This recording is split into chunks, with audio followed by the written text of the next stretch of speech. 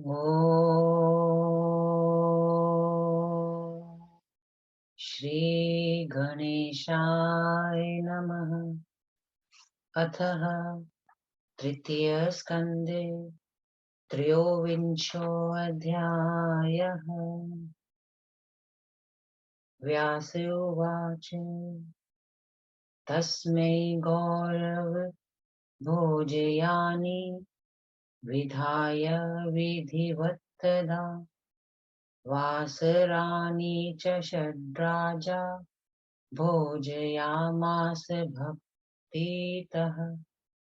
एवं विवाहकार्याणि कृत्वा सर्वाणि पार्थिवः पारिबर्हं प्रदत्त्वाथ मन्त्रयन् सञ्जीवे सः।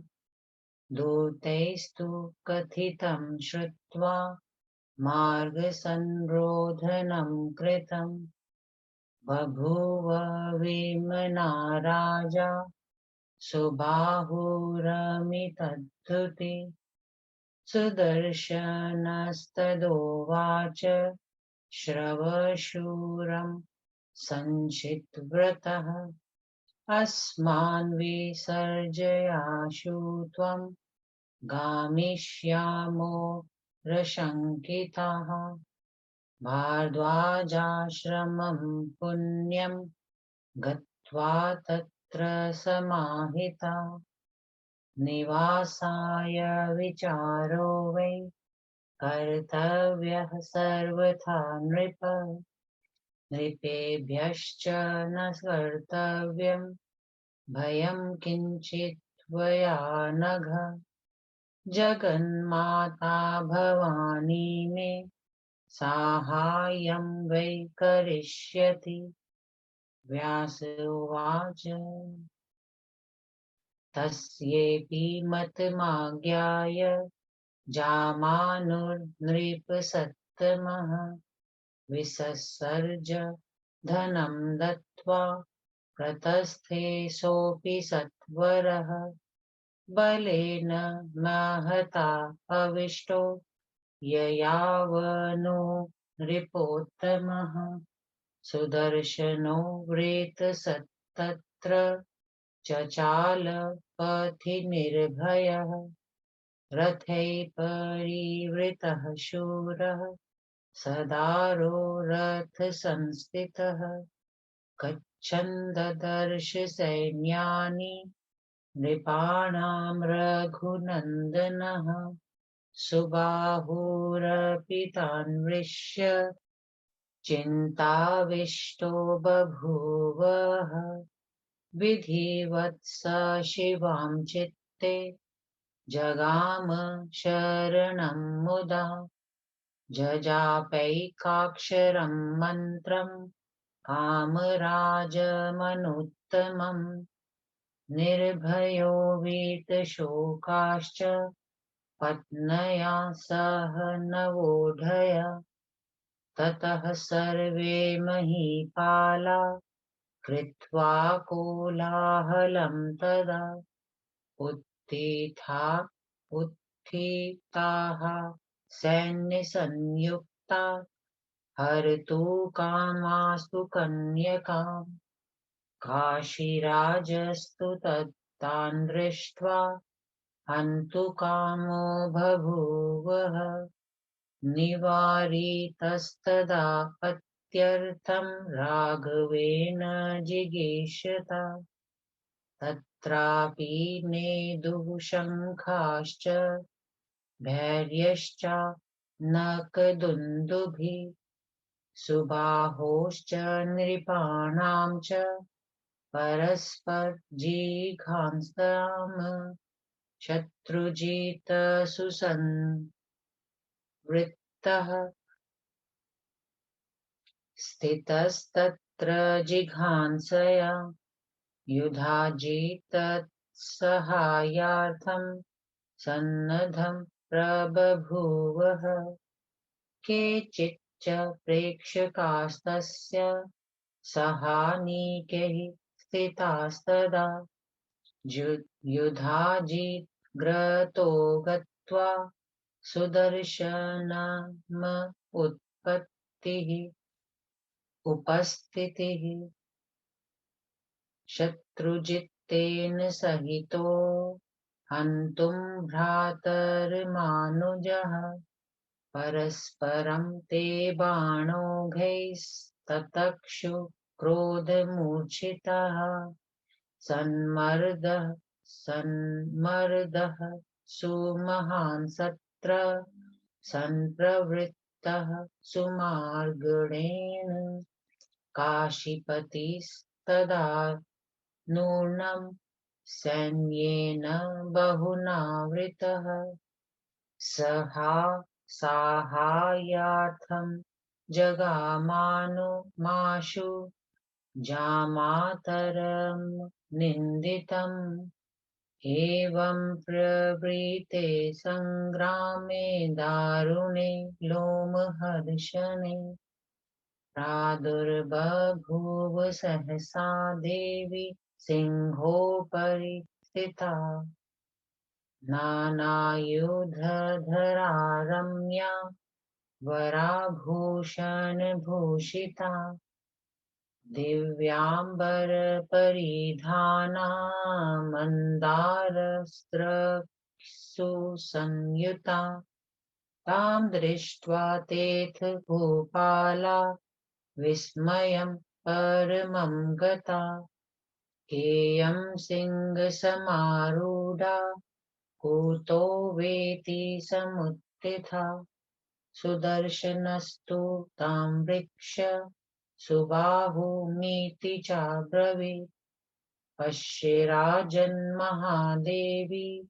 मागतां दिव्यदर्शनाम् अनुग्रहाय मे नूनं प्रादुर्भूता दयान्विता निर्भयो हम महाराज जातोऽस्मि निर्भयादपि सुदर्शनः सुबाहुश्च तामालोक्य वरान्नां प्रमाणं चक्रतुस्तस्या मुदितौ दर्शनेन च ननाद च तदा सिंहो जगास्त्रस्त्राताश्चककम्पिरे ववुर्वाता महाघोरा दिशश्चासन् सुदारुणा सुदर्शनस्तदा प्राह निजं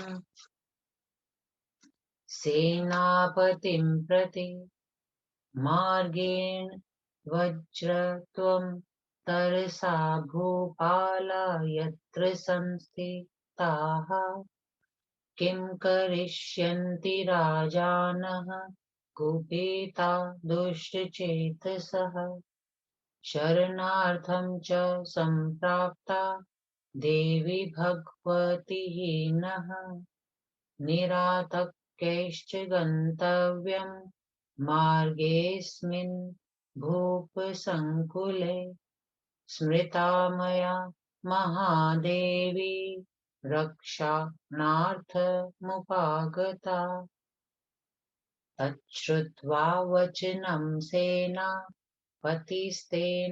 पथाव्रजन् युधाजितु सुसंक्रुद्धस्तानुवाच महीपतिम् किं स्थिता भयसन्त्रस्ता निघ्नन्तु कन्यकान्विताम् अवमन्य च नः सर्वान् बलहीनो बलाधिकान् कन्यां गृहीत्वा संयाति निर्भयस्तरसा शिशु किं भीताः कामिनीं वीक्ष्य सिंहोपरि सुसंस्थितान् नोपेक्ष्यो हि महाभाग हन्तव्योऽत्र समाहिते अत्वैनं सङ्ग्रहीष्यामः कन्यां चारुविभूषणां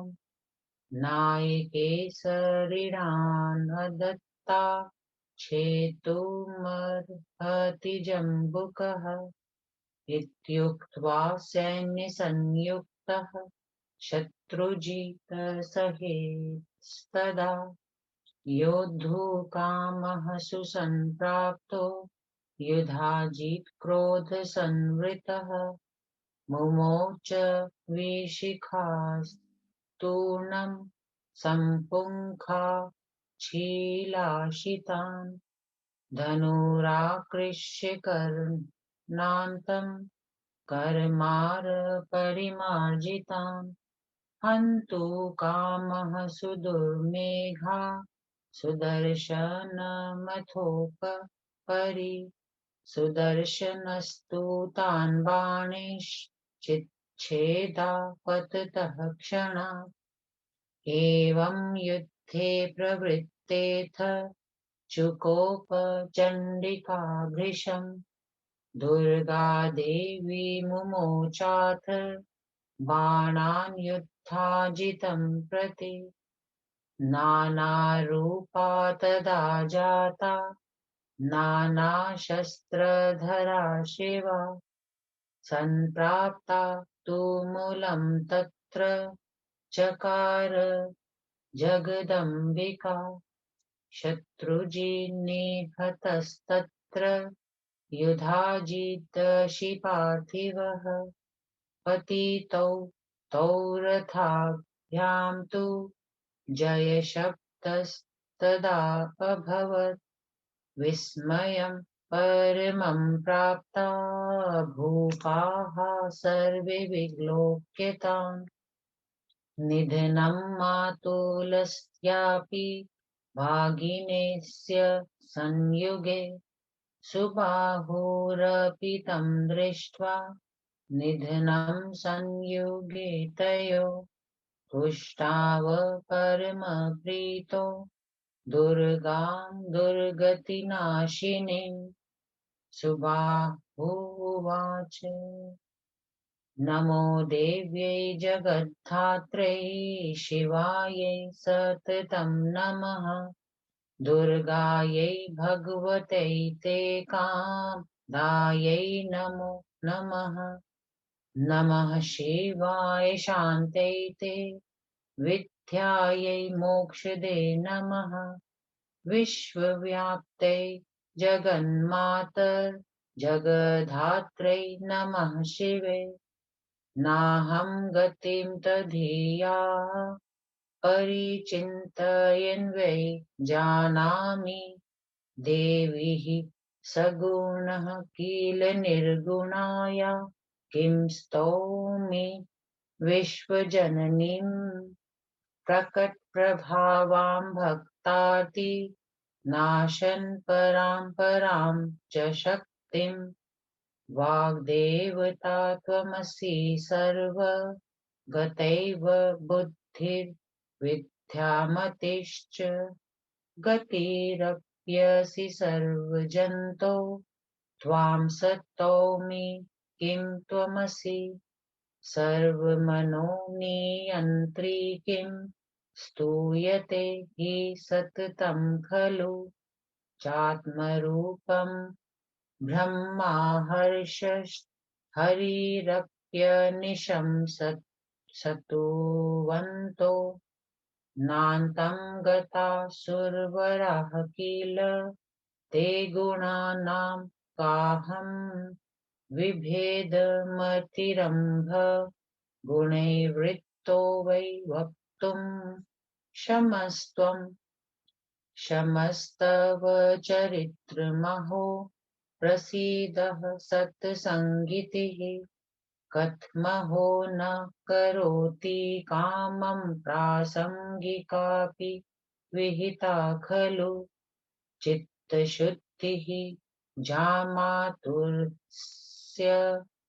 विहितेन समागमेने प्राप्तं मया अद्भुतमिदं तव दर्शनं वै ब्रह्मापि वाञ्छति सदैव हरो हरिश्च सेन्द्राः सुराश्चर्य मुनयो विदितार्थतत्त्वानि त्वाह यद्दर्शनं जननी तेध मया दुरापं प्राप्तं विना दंशमादि समाधिभिश्च काहं सुमन्द मतिराशु तवावलोकं क्वेदं भवानि भवघेश जं द्वितीयं ज्ञातासि देवी सततं किल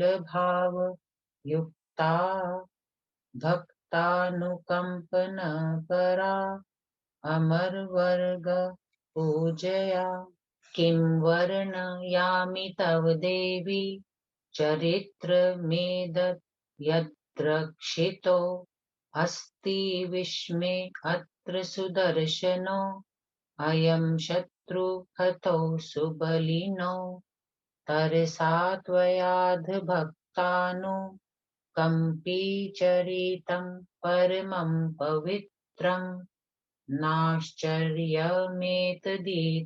देवि विचारिते अर्थे त्वं पासि सर्वमखिलं स्थिरजगमं वै त्रास्तव्या च विनिहत्य रिपुर्दयातः संरक्षितो अयमधुना ध्रुवसन्धिसूनुः भक्तस्य सेवनकरं स्वयशो अतिदित्तं कर्तुं भवानी रचितं चरितं त्वयैतत् नो चेत् कथं सुपरिग्रहसुतां मदीयां युद्धे भवेत् कुशलवानन वधशीलः शक्तासि जन्म मरणादिभयान् विहन्तुं किं चित्रमत्र किल भक्तजनस्य कामं त्वं गीयसे जननी भक्तजनैः पारा त्वं पापपुण्यरहिता सगुणा अगुणा च त्वदर्शनादः महो सुप्रीतिकृतार्थो जातोऽस्मि देवि भुवनेश्वरि धन्यजन्म बीजं न ते न भजनं किल वेद्मि मातर् ज्ञातस्तवाध महिमा प्रकट प्रभावः व्यास उवाच एवं स्तुता तदा देवी प्रसन्नवदना शिवा उवाच तं नृपं देवी वरं वर्य सुव्रतः इति श्रीदेवी भागवते महापुराणे तृतीयस्कन्धे त्रयोविंशोऽध्यायः। 23वां अध्याय हिंदी अनुवाद। राजाओं के साथ सुदर्शन का युद्ध और देवी की सहायता। व्यास जी बोले, हे राजन, महाराज सुबाहु ने सुदर्शन को 6 दिन अपने यहाँ रखकर बड़ी श्रद्धा से उच्च कोटि के भोजन बनवा कर जिमाया। इस प्रकार राजा ने विवाह के सभी कार्य संपन्न करके मंत्रियों की सलाह से समूचे दहेज दिए। उसी समय दूतों द्वारा यह खबर मिली कि सब राजे मार्ग रोक कर खड़े हैं। अमित तेजस्वी महाराज सुबाहु यह समाचार पाकर सुनकर बहुत उद्विग्न हुए। तब सुदर्शन ने अपने ससुर से कहा, अब आप हम लोगों को विदा करिए, हम बैकट के यहाँ से चले जाएंगे। हे नृप, महर्षि भारद्वाज ने पुनीत आश्रम में जाकर वहां ही रहने का हमारा विचार है। हे निगम, उन राजाओं से तनिक भी न डरिएगा। जगजननी भवानी अवश्य हमारी सहायता करेंगी। व्यास जी ने कहा, अपने दामाद सुदर्शन का ऐसा विचार जानकर राजा सुबाहु ने पुष्कल धन देकर उनको विदा कर दिया और वे तत्काल चल पड़े।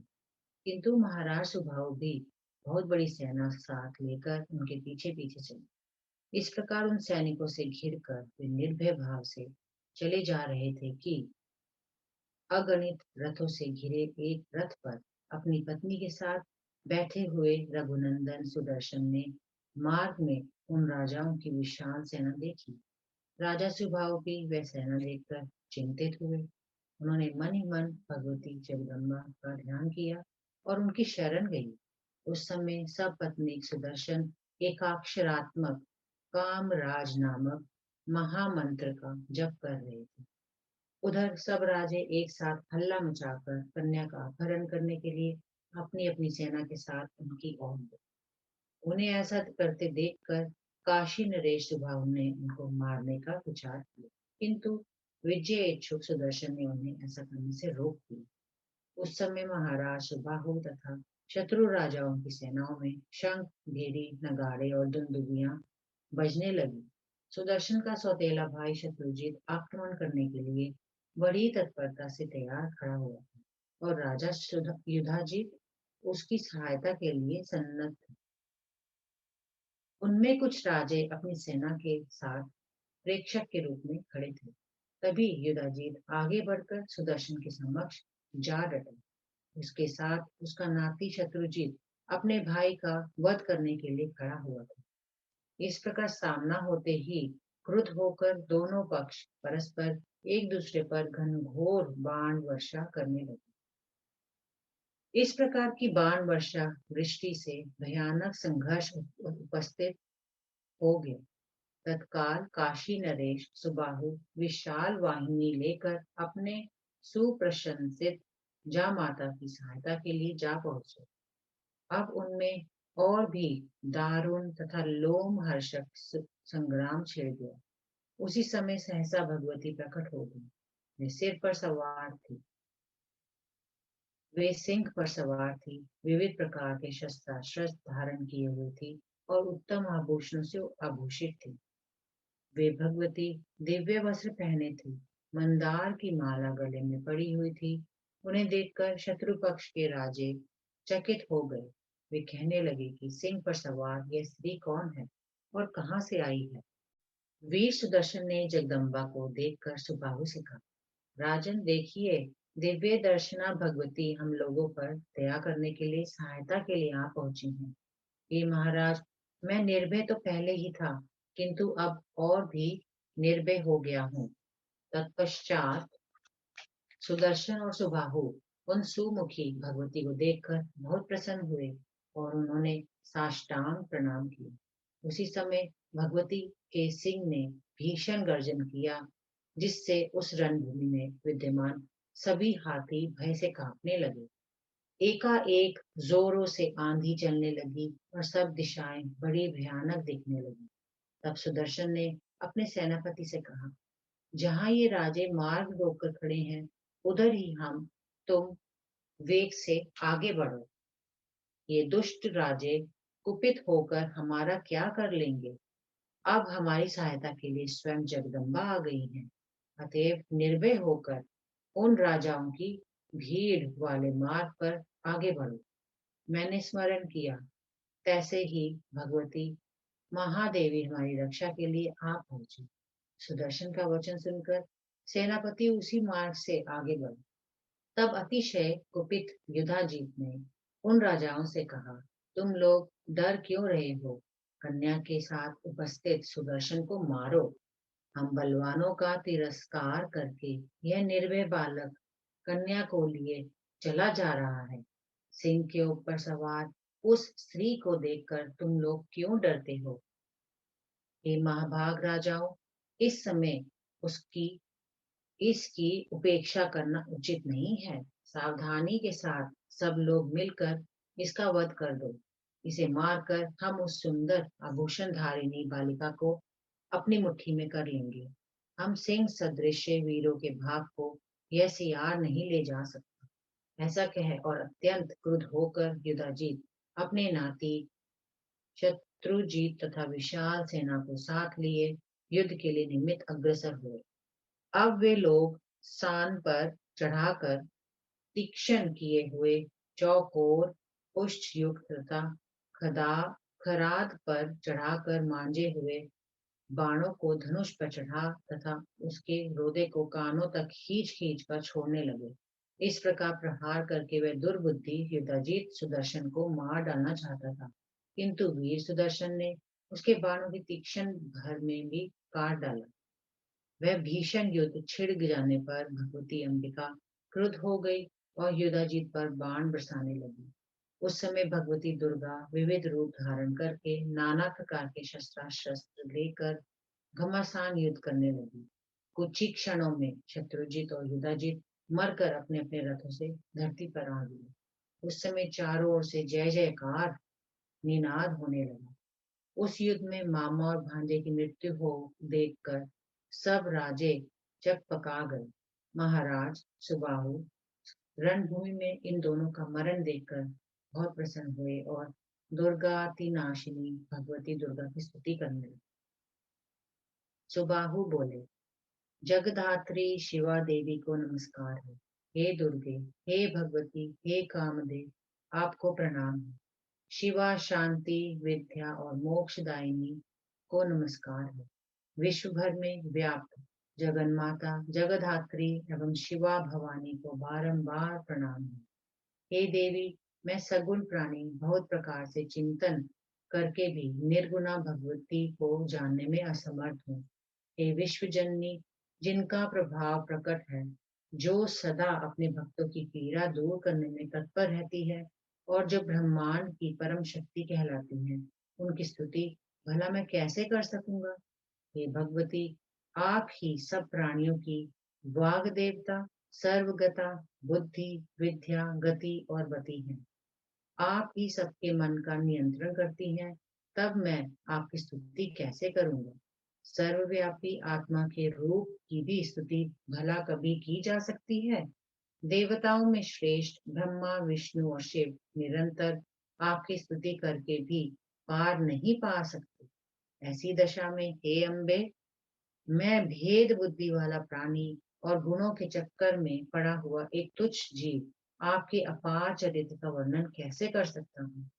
अहो, सत्संग से कौन सा मनोरथ पूर्ण नहीं हो सकता। आपके इस प्रासंगिक संग से ही मेरा चित्त शुद्ध हो गया। अपने जामाता सुदर्शन के अचानक मिलने से मैंने अनायास आपका अद्भुत दर्शन पा लिया है। ब्रह्मा विष्णु तथा भगवान विष्णु भी जिनके दर्शनों के लिए लालायित रहते हैं, इंद्र आदि बड़े बड़े देवता तथा तत्व ज्ञानी मुनि लोग भी जिनकी एक झांकी के लिए तरसा करते हैं। हे जननी, आपका वह दुर्लभ दर्शन शम दम तथा समाधि आदि यौगिक क्रियाओं के बिना किया ही नहीं मुझे प्राप्त हो सकता। यहाँ अतिशय मंद बुद्धि मैं और कहाँ सहसा आपका दर्शन प्राप्त होगा। हे भवानी, आप भव रूपी रोग के लिए अद्वितीय औषधि हैं। हे देवी, अब मुझे ज्ञात हो गया है कि आप सदा भावना युक्त रहती हैं। अमर मंडल द्वारा पूजित होते हुए भी आप अपने अकिंचन भक्तों पर अनुकंपा करती हैं। हे देवी, आपने इस भीषण संकट के समय जिस प्रकार सुदर्शन की रक्षा की है, आपके इस पवित्र चरित्र का मैं कैसे किस प्रकार वर्णन करूं। आपने देखते देखते इसके दो बलवान शत्रुओं को धराशायी कर दिया। भक्तों पर अनुकंपा करने का यह पुनीत चरित्र सदा गाया जाएगा। हे देवी, विशेष विचार करने पर ज्ञात होता है कि आपका ऐसा करना कोई आश्चर्य की बात नहीं है, क्योंकि आप अखिल स्थावर जंगम जगत की रक्षा करती हैं। यह आपकी दया है कि जो आपने शत्रु को मारकर ध्रुव संधि के पुत्र सुदर्शन की रक्षा की। हे भवानी, अपने सतत सेवा परायण भक्तों का यश फैलाने के लिए ही आपने इस चरित्र की रचना की है। नहीं तो परम शील संपन्न सुदर्शन मेरी कन्या का पाणी ग्रहण करके इस भयानक युद्ध में सकुशल जीवित कैसे बच सकता था। जब आप अपने भक्तों के जन्म मरण जनित भय को नष्ट करने में समर्थ हैं, तब किसी एक भक्त की अभिलाषा पूर्ण कर देना कौन सी बड़ी बात है। हे जननी, आपकी लीला अपार है। आप पाप पुण्य से रहित तथा सगुणा निर्गुणा दोनों ही हैं। इसी कारण भक्तजन सदा आपके गुण गाते रहते हैं।